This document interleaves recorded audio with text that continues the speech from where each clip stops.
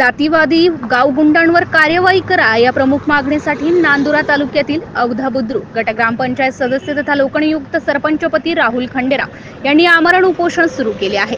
गावातील काही जातीवादी गावगुंड हे गावात जातीय तणाव निर्माण करण्याचे काम करीत आहेत।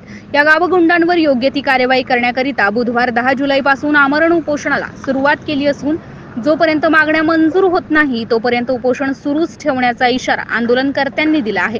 तसेच नांदुरा पंचायत समिती अंतर्गत 65 ग्रामपंचायत असून त्या ग्रामपंचायतमध्ये दलित वस्ती सुधार योजनेमार्फत झालेल्या कामांची गावनिहाय चौकशी करा व स्पॉट पंचनामा करा। त्याचसोबत नांदुरा तालुक्यातील अवैध व्यवसायांना आळा घालण्याची मागणी सुद्धा यावेळी करण्यात आली आहे। MCN न्यूज मराठी करिता रवी शेगोकार, शेगाव। राहुल खंडेराव, ग्रामपंचायत सदस्य औंधा बुद्रुक तथा सरपंचपदी औंधा बुद्रुक। मी आज दिनांक 10/7/2024 रोजी उपोषणात बसलो आहे।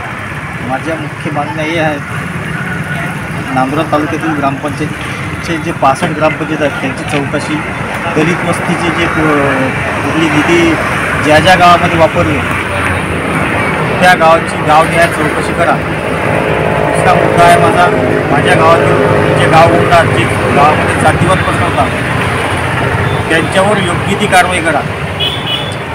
माझा तिसरा मुद्दा आहे, नांदुरा तालुक्यातील अवैध व्यवसाय बंद करा। याकरता मी आज दिनांक 10/7/2024